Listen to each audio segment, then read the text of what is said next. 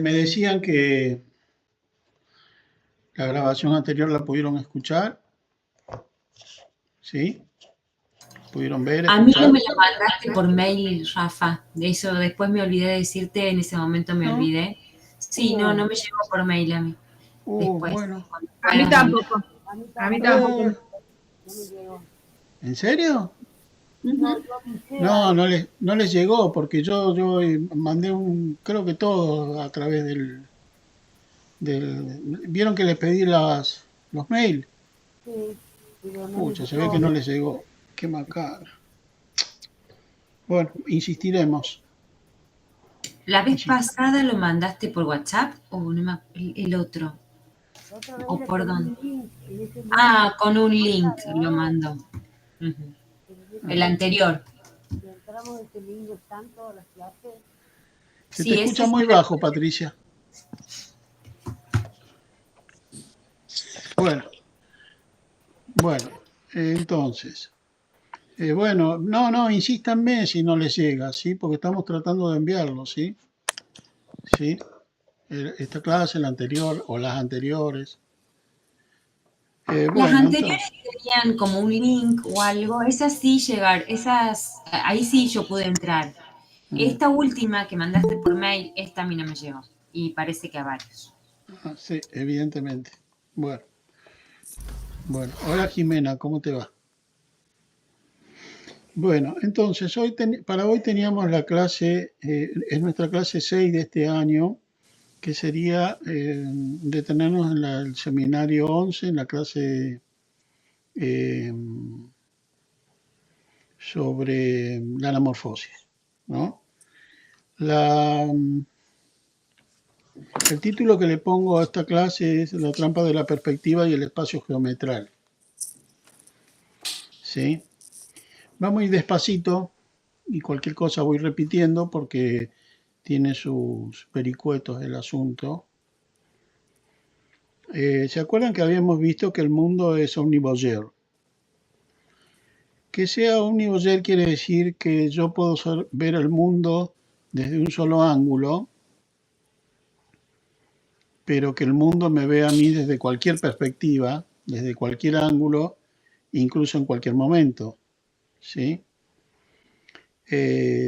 Tenemos por lo pronto en estas épocas de la contemporaneidad la proliferación de cámaras y de celulares con cámaras por todos lados que generan efectivamente una sensación muy, muy paranoide. ¿Se escucha bien, Patricia? Sí. Eh, pero no depende del hecho de que haya ahora cámaras, no es que es esta sensación de ser observado sea una cuestión de ahora, ¿no? Pero evidentemente la aparición de las cámaras acentúa eso.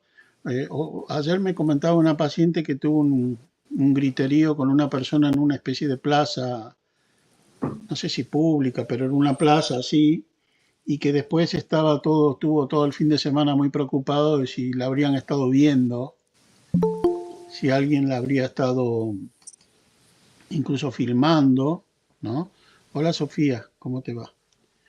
Eh, Porque evidentemente, bueno, funciona esto, funciona la cuestión de que cualquiera puede estar mirando desde cualquier lado, desde detrás de una ventana o desde donde sea, y eso está como permanentemente supuesto en cada uno de nosotros.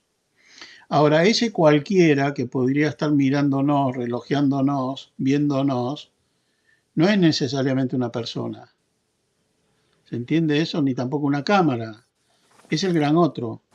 Es lo que Lacan menciona, infiere como el gran otro que funciona en nosotros, que funciona como una suposición. La suposición, como la que tiene el niño, de que el papá y la mamá saben todo de él. Le leen los pensamientos, saben lo que hace, lo que no hace, lo que hace encerrado en el baño o en el cuarto o lo que sea. ¿Se acuerdan de los obsesivos que tienen esos fenómenos de transparencia, de que creen que cualquiera puede ver a través de ellos, ¿no? Bueno, eso es efectivamente la cuestión de la mirada como omnivoyeur que como les decía, no depende necesariamente de un otro especular, pequeño, real, sino que eso funciona con lo que Lacan llama el gran otro. De hecho, cuando el niño empieza a comprender que no es lo mismo el gran otro que el pequeño otro, empieza a mentir, ¿no? Empieza a mentir porque empieza a darse cuenta que puede decirle a la mamá cosas que la mamá no se da cuenta que él está haciendo, ¿no? Puede ocultarle cosas. Es toda la distancia que hay entre la madre y la mamá. La madre es el gran otro, la mamá es el otro imaginario. Todos funcionamos bajo la mirada del otro y venimos al mundo bajo la mirada del otro. Y que esa mirada, como les decía, es supuesta. Vieron que ahí Lacan lo dice. Esa mirada no es algo visto, es algo supuesto, es algo que imagino que está en todo momento funcionando. Lacan dice que el gran otro no existe. Claro, se entiende con esto. ¿Qué quiere decir que el gran otro no existe? Que tiene que ver con una suposición mía o con la suposición de esta mujer que al pelearse en la plaza con otra persona supone que puede después salir en YouTube, ¿no?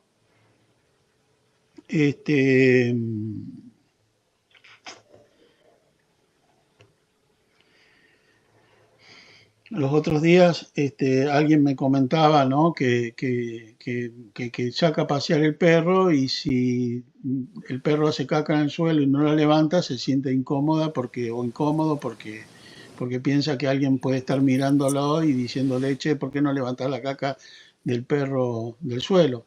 Hay algunos barrios, como el que vivo yo, que ocurra eso es peor que maten a alguien, ¿no?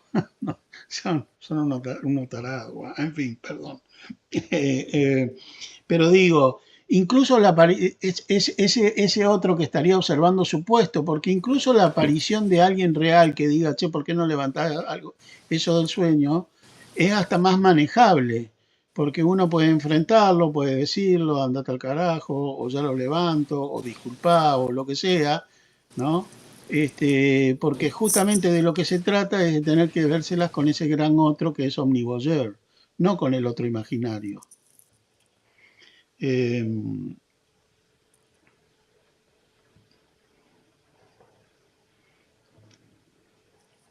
bueno, eh, decía que todos funcionamos bajo la mirada nos preexiste, la mirada no, la sensación de que puedo ser mirado, grabado, controlado, no aparece con la cámara fotográfica, aparece, está desde siempre, ¿no? Y todos venimos al mundo mirados aún antes de nacer, ¿no? Y si eso falta, bueno, es una puerta abierta al autismo. Cualquiera se da cuenta de que en el autismo hay algo de la mirada que no funciona. Y es porque no fueron mirados, digámoslo así, desde la perspectiva que hacía falta que sean mirados. Entonces pueden, tanto, no sé si la palabra es evitar, como no registrar la mirada del otro, porque no registran la mirada del otro como despreocuparse de la mirada del otro, ¿no? Ni buscar ni preocuparse por la mirada del otro, ¿no? Ahora, Lacan, y siguiendo a Ponty, acá entramos más en el tema del capítulo en sí, siguiendo a Ponty, a ver si es alguien de la familia, no, digo del grupo, espere que pongo esto para que no nos moleste, ahí está. Invierte la cuestión. Lacan aprende de Ponty, invierte la cuestión. ¿Qué es lo que invierte? Eso, que nosotros tenemos como, y cuando digo nosotros me refiero a cualquiera, cualquier persona, desde el sentido común tiene como pisados, como confundidos el ver con la mirada, ¿no? Y Lacan invierte, siguiendo la enseñanza o el descubrimiento de Ponty, invierte la cuestión y dice que no, una cosa es la visión, otra cosa es la mirada. La visión es lo que yo puedo ver, ¿no? Desde mí, con mis ojos, etcétera, etcétera. La mirada viene de afuera. La mirada no es algo que viene de dentro, viene de fuera. Ya vamos a ver, ahí da un ejemplo muy simple de eso, pero está un poco entreverado, que lo voy a tratar de aclarar más para que nos deje más, este, más claro qué es lo que está diciendo. Y en ese sentido dice que cada uno de nosotros somos mirados, ¿no? A punto tal, Lacan está de acuerdo con esto que dice Ponty. Hay alguien que tiene el micrófono abierto. Estaría bueno que lo apaguen, así no se nos... que en la página 88-89 Lacan plantea que Ponty está también lo que dice que habría que, o no habría que Ponty estaba dispuesto a rever la filosofía occidental bajo el concepto de la visión o bajo el precepto de lo que es la visión, que es algo que ha faltado en toda la filosofía occidental hasta que llegó Ponty. Siempre aclaro cuando hablo de filosofía, bueno, estoy hablando pausadamente porque es un tema que tiene sus complicaciones. Evidentemente no voy a alcanzar a dar todo lo que quería a dar hoy, pero cualquier cosa lo continuamos el mes que viene. Eh, Cuando digo filosofía, digo por estas aclaraciones que hago que se salen un poco de la clase, pero es muy importante hacerlas. Cuando digo filosofía, para que no digamos, bueno, esas cosas, esos tipos más o menos raros, no. Filosofía, la filosofía ¿qué hace? La filosofía que nos importa a nosotros. La filosofía ¿qué hace? Fundamenta el conocimiento, el ser, la conciencia, el sentido común. Entonces la filosofía que nosotros le prestamos atención es una filosofía que hace que hace a lo diario y a lo mundano de todos nosotros. No estamos hablando de un tipo que habla de cosas que no tienen nada que ver con nuestra realidad cotidiana. Entonces, cuando Lacan toma esto de Ponty, está diciendo, che, este tipo pone patas arriba la teoría del conocimiento, es decir, ¿cómo conozco, cómo sé que la que está ahí mirándome y escuchándome es Patricia y no es tal otra persona? Pone patas arriba lo que se entiende por conciencia, pone patas arriba lo que se puede llegar a entender por el ser. Como ustedes ven, son cosas que tienen enormemente que ver con lo que es nuestra vida, ¿no es cierto? Bueno, entonces, que dice que Ponty estaba encaminado a eso, pero que lamentablemente muere muy joven y no pudo hacerlo. Y de algún modo, no es que Lacan continúa lo mismo, pero toma este descubrimiento, esta deducción, este razonamiento que hace Ponty respecto de la importancia del ojo y de la mirada, de lo visible, ¿no? Para aplicarlo, para traerlo a traer agua hacia su molino, hacia nuestro molino, que es el psicoanálisis. Como dato anecdótico, no tiene nada que ver, pero les cuento, igual, Lacan era muy amigo de Ponty y la hija de Lacan, una de las hijas de Lacan, la que, la que estaba viva, contó que solamente vio llorar dos veces al padre, cuando murió Ponty y cuando murió en un accidente la otra hija de Lacan, ¿no? ¿Por qué cuento esto? ¿Qué sé yo? No sé, porque para él Ponty era una persona muy importante. ¿Mm? Bueno, entonces, ¿qué tiene de importancia? ¿Por qué es tan importante lo que se llama la fenomenología de Ponty, la fenomenología de la percepción de Ponty?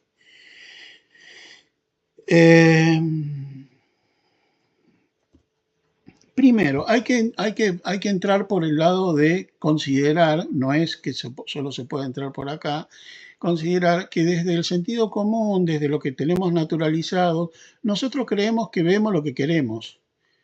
Nosotros creemos que vemos lo que queremos y lo que no queremos no lo vemos y que lo que vemos es lo que vemos y no hay otra cosa que lo que vemos. Nosotros nos queremos amos, ¿no? Así como el psicoanálisis dice no somos amos de lo que decimos, tampoco somos amos de lo que vemos.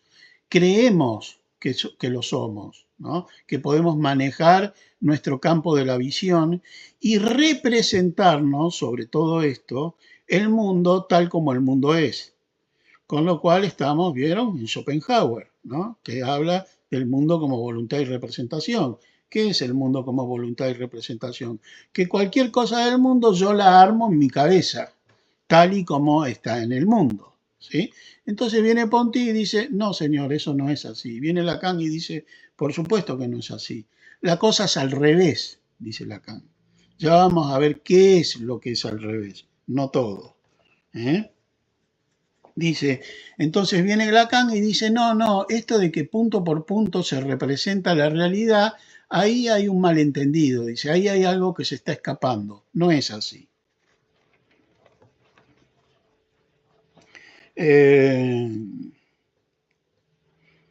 No es que uno mira lo que uno quiere y exhaustivamente lo que está encima de la mesa o en este encuentro que estamos teniendo.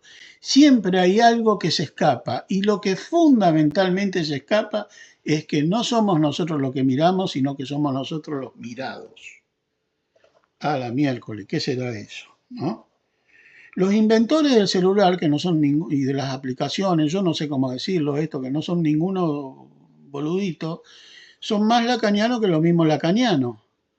Se han dado cuenta y que, por supuesto que se han dado cuenta, ¿no? De que si, como me pasa a mí, que si ponen a buscarse un videíto de Borges, después le llueven los videitos de Borges a uno, aunque uno no los busque. Claro, porque eso te busca, tienen un algoritmo según el cual te buscan a vos. Y es exactamente la misma lógica que tiene respecto de la mirada. La mirada es algo que nos busca, no que nosotros buscamos. Otra cosa es la visión. Sí, Facundo. También me haces pensar a que nosotros, una vez dijiste, nosotros no tomamos a los objetos, sino que los objetos nos toman. Todavía es la Claro. misma lógica. Sí, se plantan frente a nosotros. ¿Eh? Somos tomados por, que no los tomamos nosotros. Por eso las Claro. adicciones, habías dicho en su momento. Claro, claro, Facundo. Vos vas ¿Eh? caminando por la calle y ves una piedra y pasas de largo y ves una guinda que a vos te gusta y la agarrás y no, te queda ahí esto, ¿dónde salió? Es el objeto el que nos toma, el que nos llama, el que se nos planta. Es la misma lógica, es eso. ¿Sí? Muy bien, sí. Entonces, sigamos, ¿no? Eh, entonces, hay una confusión, dice Lacan, siguiendo la enseñanza de Ponti. Hay una confusión. Y la confusión es creer que yo, desde mi posición, construyo el mundo que estoy viendo. No va por ahí, dice Lacan. Otra nota biográfica es la siguiente. Es decir, como diría Schopenhauer, yo, con mi voluntad y mi representación, construyo el mundo que tengo delante de mí. Una nota interesante biográfica es que Ponti era un fenomenólogo discípulo de Husserl, que era un alemán, que también fenomenólogo, que era discípulo de un sacerdote, no sé si lo oyeron nombrar, que se llamaba Franz Brentano, que fue, digamos, tal vez el primer filósofo fenomenológico. Este Franz Brentano le daba clases en su juventud a Husserl. ¿Y saben a quién más? Que era compañero no era aula porque no eran niños, ¿no? Freud. Freud, junto con Husserl, tomó clases de Franz Brentano, ¿no? Con lo cual, ya ven que si Lacan llega al punto que llega es porque de algún lado, a través de Freud, también lee lo que estamos tratando de desbrozar hoy. Entonces, no se trata solamente, como acabo de decir, ¿no? Del ejemplo de esta paciente mía, de que uno de que la mirada está en el mundo y que uno se puede sentir incómodo porque puede ser visto haciendo algo que lo puede dar cierta vergüenza, inquietud o lo que sea. No, no se trata solo de eso, sino que se trata, dice Ponti, y esto es lo que toma Lacan, de una completa inversión que hay que hacer respecto de lo que es la mirada. Y para eso, ahí en ese capítulo, Lacan toma un ejemplo de Ponti que es de Husserl, que lo enseñó Husserl. ¿Cuál es el ejemplo? Hagamos una parte un ratito. Husserl dice, tenemos los sentidos, 4 sentidos. Okay. Tenemos, por ejemplo, el sentido del tacto. El sentido del tacto, para ambientarnos en estos días, bueno, no hoy, los días pasados que hace mucho frío, ¿no? En el sentido del tacto, ¿qué es lo que funciona? Funciona el hecho de que si yo tengo frío, ¿qué hago? Me pongo al lado de un calefactor. ¿De dónde viene el calor? De afuera. No hay ninguna construcción. Si ponemos un vector, es decir, una línea con una determinada dirección, el estímulo viene de afuera hacia adentro y ya está. Dice, ¿y por qué en el tema de la mirada tenemos que pensar que es al revés? Que soy yo el que construye el mundo. No, no es así. Es el mundo el que se instala en mí, que es exactamente el mismo sentido que ocurre con la audición, con el tacto, con el gusto, etcétera, etcétera. ¿Se dan cuenta? Ejerce una completa inversión de cómo la represión nos manda a entender de lo que sería ver algo, ¿no? Bien, eso es muy importante tener en cuenta. Eso es lo que Lacan en la página 89 llama la visura. La visura es que en todo caso yo soy el resultado de eso que a mí me ve y me condiciona y me ubica en un determinado lugar.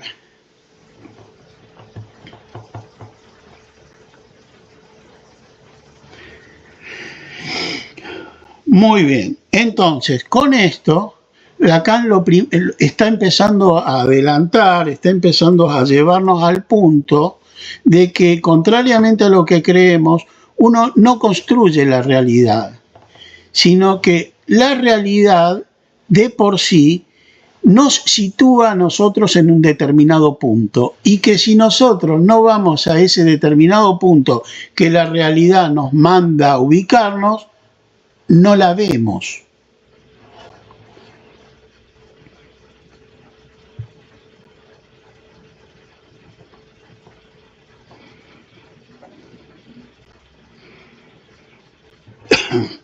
¿Cómo es que nosotros hemos llegado a construir esta idea de que nosotros nos representamos el mundo interiormente y desde acá podemos decir eso es una lámpara con el espejo?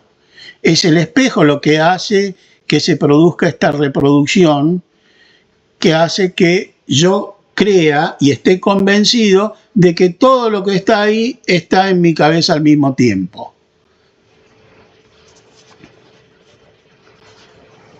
Muy bien, y eso sería un modo de percibir, entre comillas, que sería punto a punto. Esto es esto, lo otro es lo otro, y no hay ninguna confusión al respecto, y ahí está toda la realidad sin ningún tipo de dificultad, representada sin ningún tipo de dificultad. Sí, Cecilia. ¿Podés explayarte un poco más en relación a esto del espejo? Claro, porque ¿cómo construimos nosotros nuestra relación a la realidad? En una relación especular. Lo que está afuera lo reflejamos dentro, ¿no? Que es a partir de la imagen corporal nuestra. Es el cuerpo que funciona como modelo de lo que serían las cosas del mundo. A partir de nuestro cuerpo se organizan las cosas del mundo. Por ejemplo, un celular es algo útil para la mano, etcétera, etcétera. Una silla para sentarse, y así se va organizando el mundo. El asunto que critica Lacan es que esa representación que se hace del mundo no es que esté mal, no es que no sea cierta, sino que de ningún modo es exhaustiva y de ningún modo es algo ejercido por mí con toda libertad y suficiencia, sino que hay algo que me está condicionando y que yo no lo sé. En ese sentido, y es una de las primeras cosas que enseña Lacan, somos seres especulares. Hacemos un reflejo, se nos arma un reflejo de lo que está afuera adentro. Bien, entonces, no es que Lacan esté en desacuerdo con eso. Lacan dice, sí, está muy bien, la representación existe, pero hay algo que escapa a la representación, que no entra en la representación. Y eso es la mancha. Y eso es lo que hace mancha. Dicho así, parece que tiene que ver con nuestro trabajo. Ya van a ver que sí.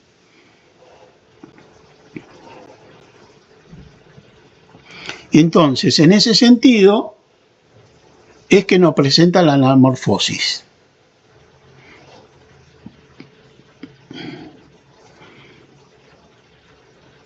¿Qué es la anamorfosis? La anamorfosis es justamente una mancha en el sentido de que es algo que uno no termina de entender de qué se trata.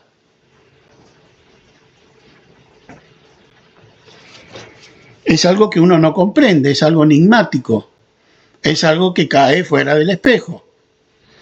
Porque todo lo que cae dentro del espejo y que es representable tiene un sentido y una significación. Esto es una taza, esta es mi mamá que me tiene en brazos, este es el reloj que está a la espalda de Ana, etcétera, etcétera. La mancha sería aquello que no entra en el espejo, que queda por fuera de esta representación punto a punto.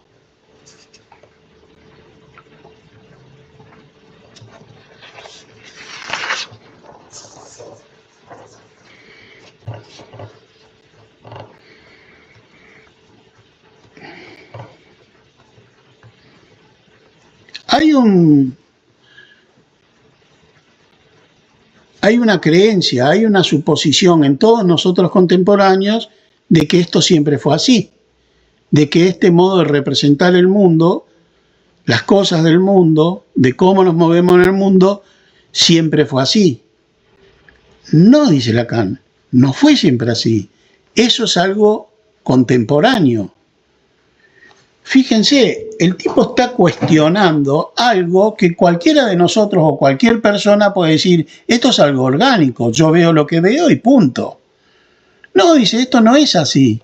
Pensemos si no en Platón. Bueno, yo traigo este ejemplo, no Lacan. Pensemos si no en Platón. ¿Cuándo Platón ha dicho que las cosas del mundo pueden ser vistas? Al contrario. Dice que los hombres vivimos, los hombres, no el género, no la especie, vivimos dentro de una caverna respecto de la cual las cosas del mundo no son más que sombras. Es decir, no hay forma. No hay forma de ver lo que es el mundo más que en un tremendo ejercicio intelectual que se llama diálogo socrático, que va a terminar conllevando a establecer cuál es la idea de ese mundo. O sea que no es algo que resulta de la percepción simple. ¿Me siguen hasta acá? Esto está en este capítulo del que estamos hablando. Entonces, históricamente no fue así siempre. ¿Qué es lo que no fue así siempre históricamente? Que no siempre se percibió igual. Ha cambiado el sentido de la percepción de Platón a Freud, de Platón a Ponty, de Platón a Lacan. ¿Y qué es lo que cambió? ¿Qué es lo que hubo en el medio entre Platón y Lacan? Velázquez. Así dicho, terriblemente desorganizante, Velázquez, es decir, el Renacimiento. ¿Por qué es tan importante Velázquez y el Renacimiento? Porque Velázquez, sobre todo Velázquez, y cito Velázquez porque es Velázquez y porque Lacan lo trabaja, y si Lacan trabaja al Velázquez, tenemos que darle todo el peso que Lacan le da a Velázquez, no solo se trata de Velázquez, porque Velázquez y el Renacimiento traen una invención simbólica que trastoca, subvierte la posición del ser hablante en el mundo, que es que la perspectiva. Entonces, estamos diciendo que la perspectiva que hoy yo, Ana, Viviana tenemos para ver las cosas, no la tenía Platón. Platón veía de otro modo el mundo y sus contemporáneos.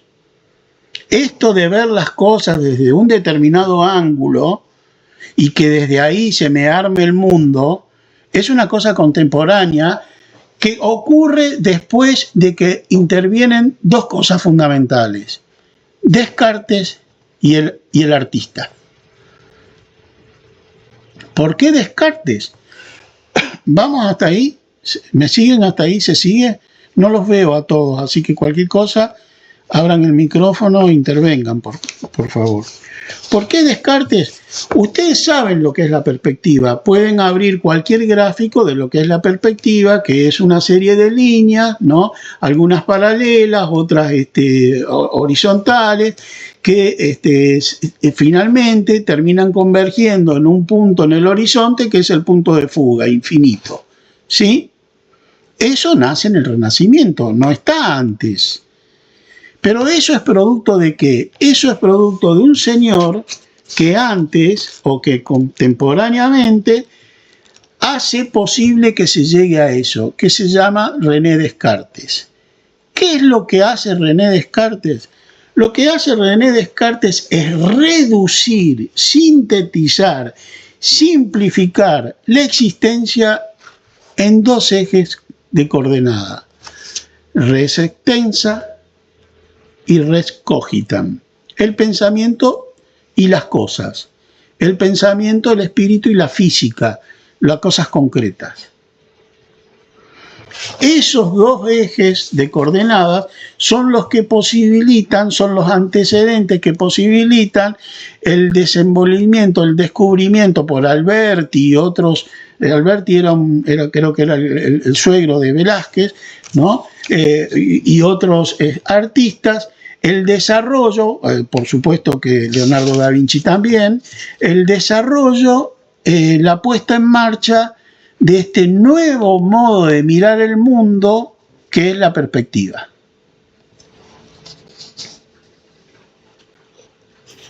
Rafael, me acordé de Hola, Elda. Hola, Rafael.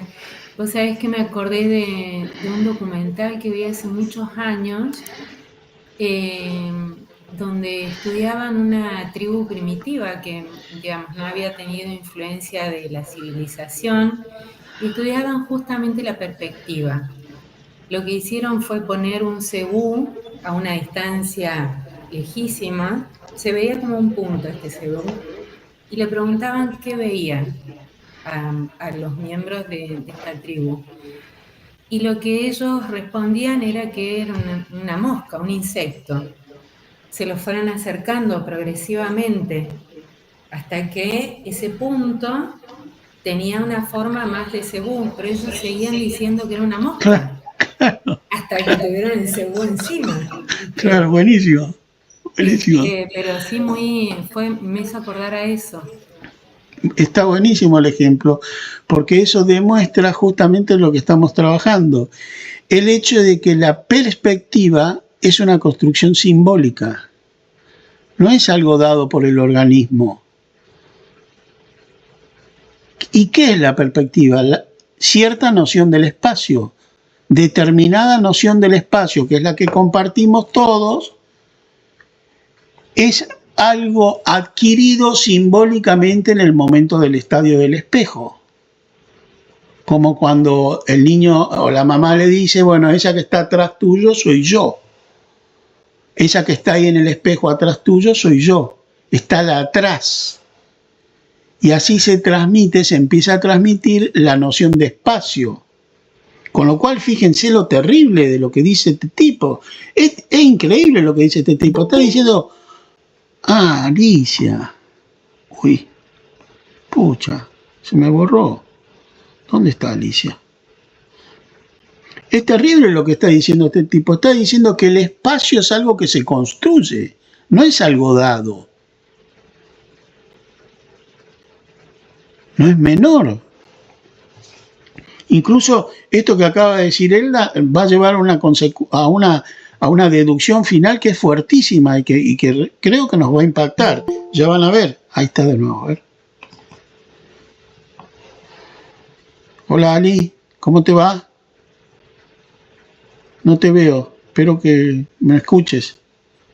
No, digo que me disculpen, que perdónenme, pero tuve una urgencia, así que no me podía unir antes. Perdónenme. Bueno, acá estamos y la clase se está grabando, así que... Bueno, pero no, ahora se lo sigo. Bueno.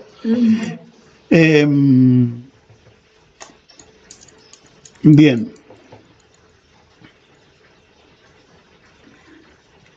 Entonces Descartes, vuelvo un poquito para atrás, Descartes da lugar a las condiciones necesarias, con sus ejes cartesianos, de res extensa y res cogitan, esa terrible reducción que hace de lo que sería el ser humano, el ser hablante, el hombre, que lo reduce a solo dos ejes geometrales, no pierdan de vista eso, que son dos ejes matemáticos, aritméticos, geometrales. A eso reduce lo que podría ser el ser hablante, y de ahí partimos y llegamos inmediatamente a Velázquez y a los renacentistas, que generan estos cuadros a partir de esta noción de que la realidad espacial sería geométrica, matemática.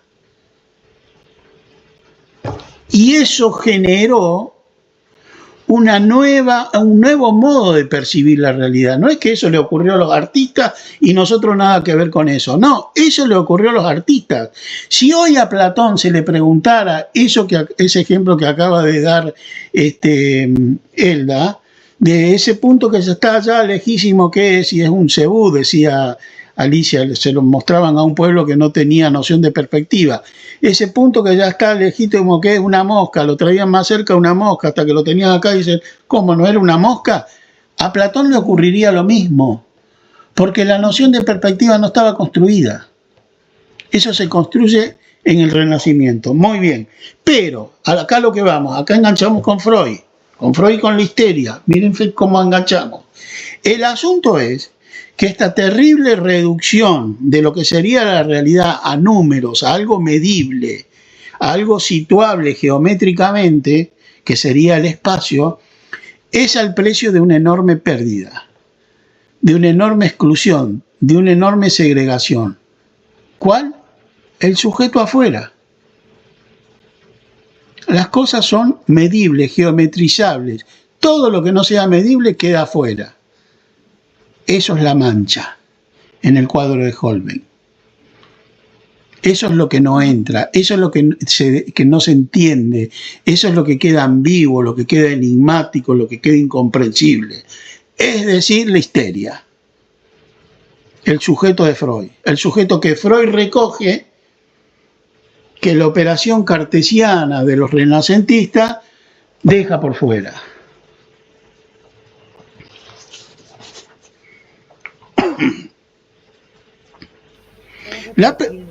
Sí. Esa última parte, el enganche que hiciste ahí con Freud, ¿cómo es? Claro, porque esta terrible reducción de la realidad y de lo que uno puede ver, ¿no? Y de lo que uno puede ser en el mundo, en relación a una terrible reducción a ejes cartesianos, a paralelas, a líneas que se juntan en el infinito, en el horizonte, que es la perspectiva, esa forma de ver geometralmente y de concebir geometralmente lo que puede llegar a ser la representación del mundo y el ser hablante, deja por fuera lo fundamental. No solo deja por fuera, sino que da lugar, no es que antes estaba y ahora no, ese movimiento, ese hecho, produce el nacimiento del sujeto freudiano, que es el sujeto de la ciencia, que es el sujeto que queda excluido de ese armado, de ese geometrizado. ¿Y qué es qué? Eso que no encaja, ese sujeto que no encaja. ¿Y cuál es el sujeto que Freud recoge que no encaja? La histeria.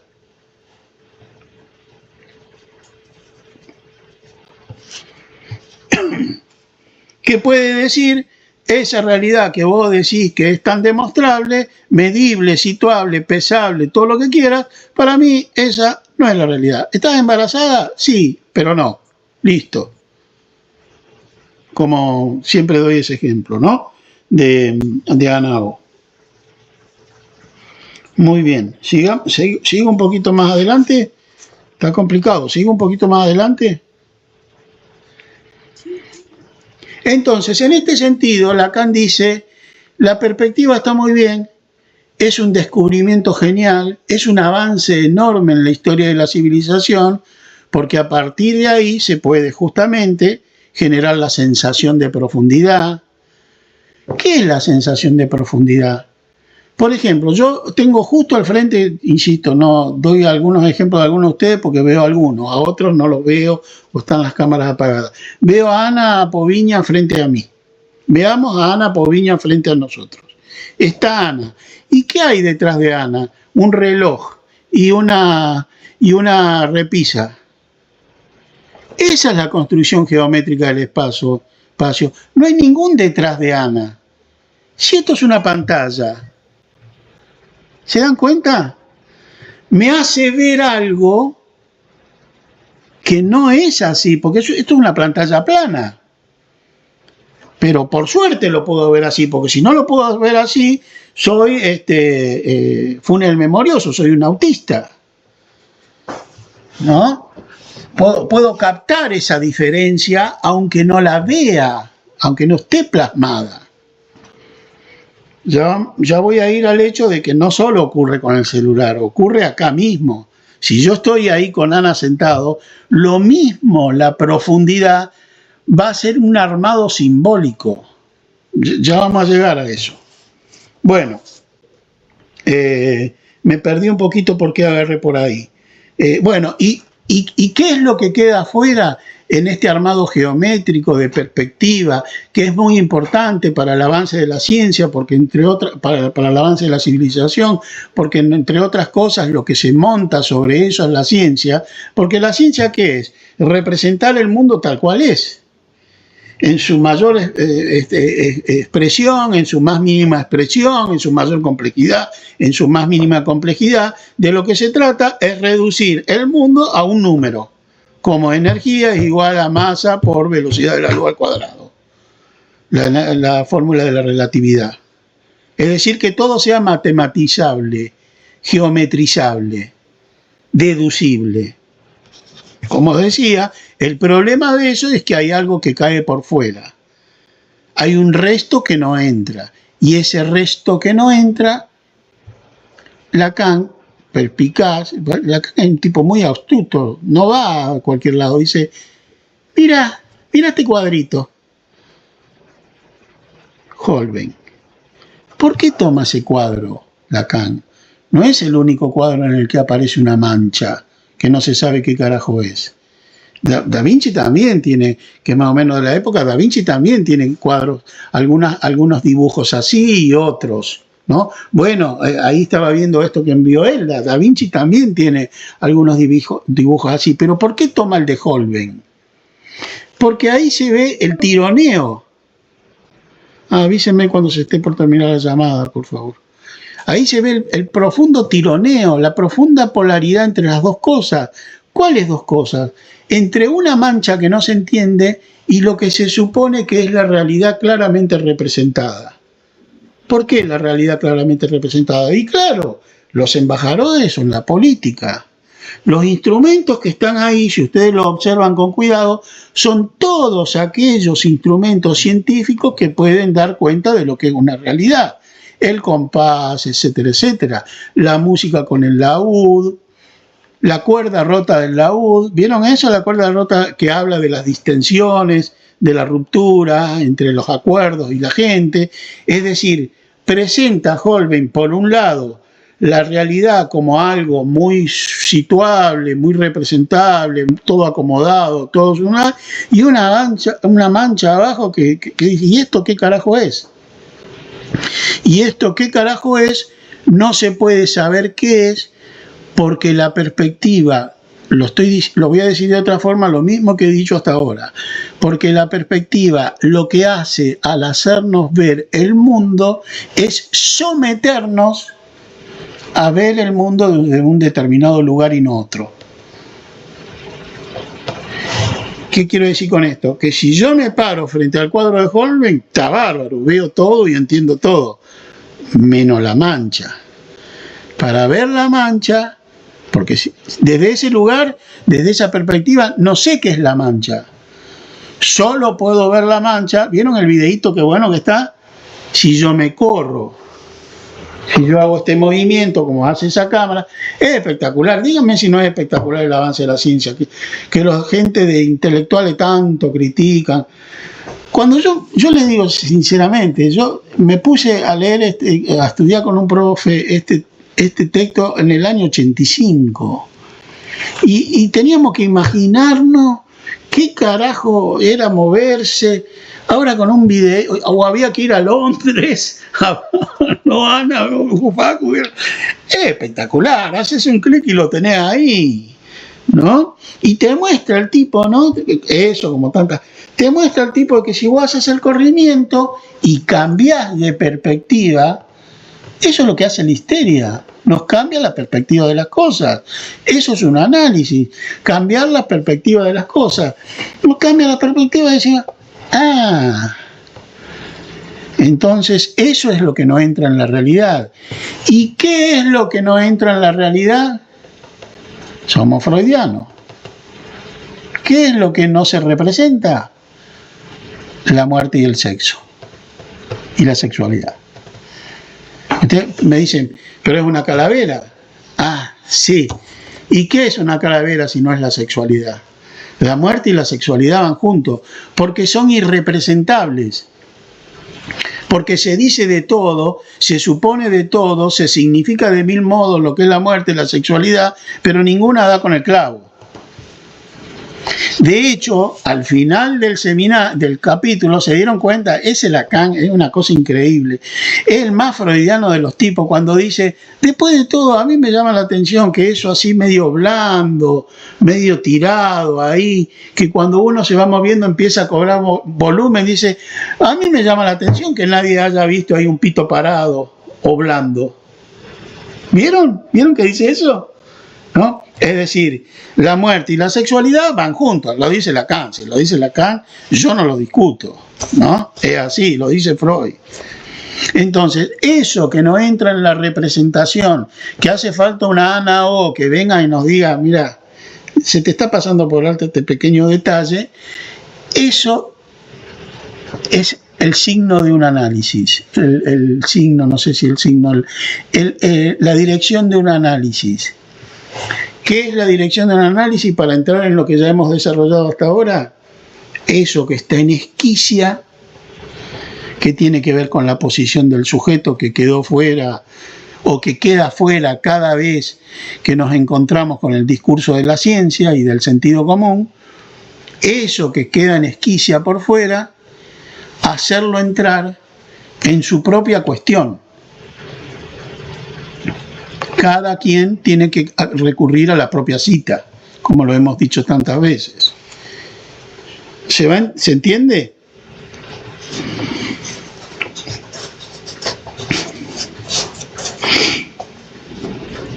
Toma distintas modalidades. Digamos, podemos hacer distintas referencias a lo que sería una mancha. Por ejemplo, la vivencia de lo siniestro, las alucinaciones, ¿no? Uno puede estar muy bien en la vida, en la realidad, qué sé yo, y en un momento tener una experiencia del doble, de algo siniestro, de una pesadilla, y ahí la representación se va al diablo, al carajo, ¿no? Ahí entra algo que haría falta que no entre. No de ese modo que ponen las cosas patas arriba. Hay otra forma de hacer entrar eso, que es con el trabajo que se puede hacer en un análisis.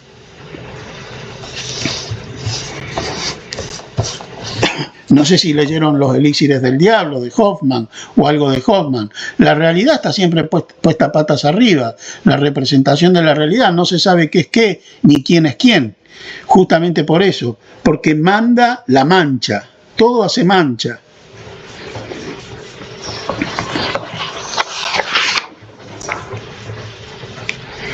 La tabla de Portillo de la que habla ahí Lacan de Durero es justamente esto, es esa posición que necesariamente tenemos que tomar para poder ver algo, porque si no vamos a esa posición no lo vamos a ver.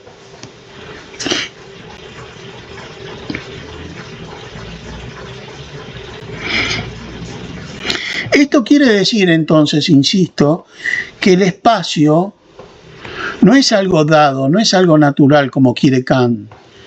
No es un dato a priori. ¿Vieron que Kant dice que el tiempo y el espacio son datos a priori? Es decir, que no tienen nada que ver conmigo. Yo voy al espacio o al tiempo. No. Eso es algo que tenés que construir vos, con lo que te viene del otro, ¿no? Un autista no está dentro del espacio-tiempo. Tiene un problema muy serio en relación a la construcción del espacio-tiempo porque no lo construyó en función de su gran otro, ¿no? Tanto es así, miren, por ejemplo, ¿no? Ustedes saben que hay un seleccionado nacional de fútbol de muchachos no videntes. Y uno dice, ¿cómo que juegan al fútbol si no ven? Claro, por lo mismo. Y juegan al fútbol, y los vieron, vean algún videíto, juegan bastante bien al fútbol y no se cagan a patadas entre ellos. Por lo mismo, porque el espacio no es algo que depende absolutamente de la visión, es algo geométrica y matemáticamente calculable. Entonces, un ciego puede ver. Solo tienen que ponerle a la pelota un cascabel para que él calcule por dónde viene la pelota, qué distancia hay a la pelota, cómo tiene que entrar para agarrar esa pelota, la idea de dónde queda el arco.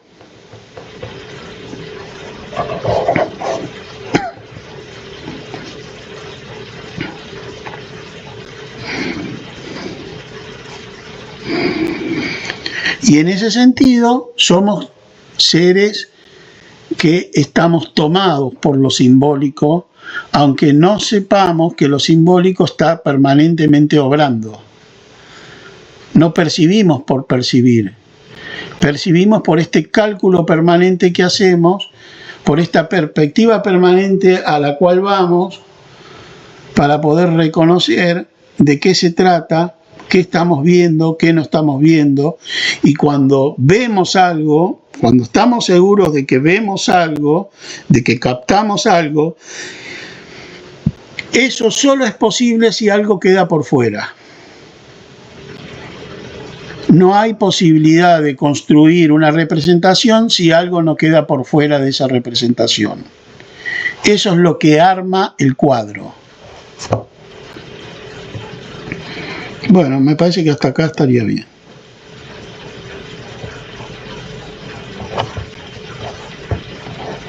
¿Saben lo que dice Lacan en algún momento? Tiene mucho que ver con esto, pero no nos vamos a meter en eso, porque necesitamos más cosas desarrollar para poder entenderlo. Siguiendo este razonamiento, Lacan dice, somos seres bidimensionales.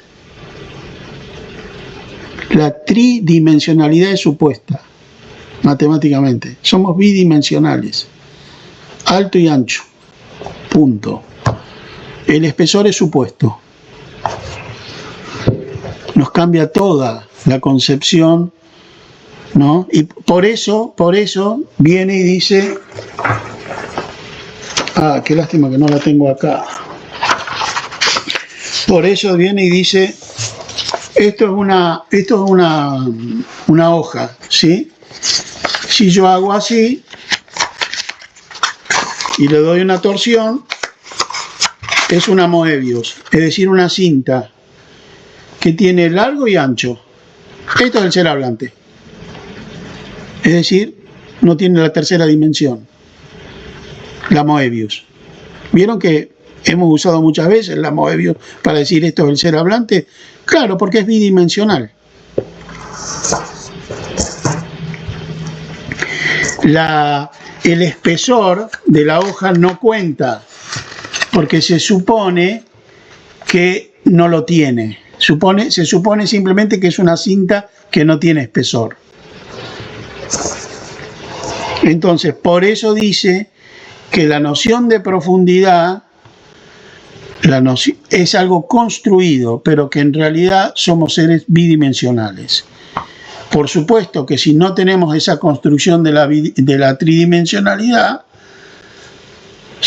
seríamos autistas, ¿no?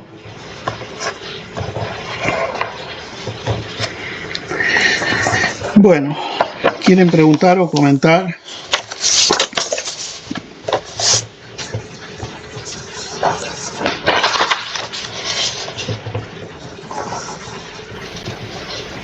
Digamos, una cosa que tiene a ver vos vinculás con un espejo atrás, me parece alucinante porque vemos, Sí. decía antes que la cámara y la pantalla la refleja Viviana. Viviana tiene un espejo atrás que muestra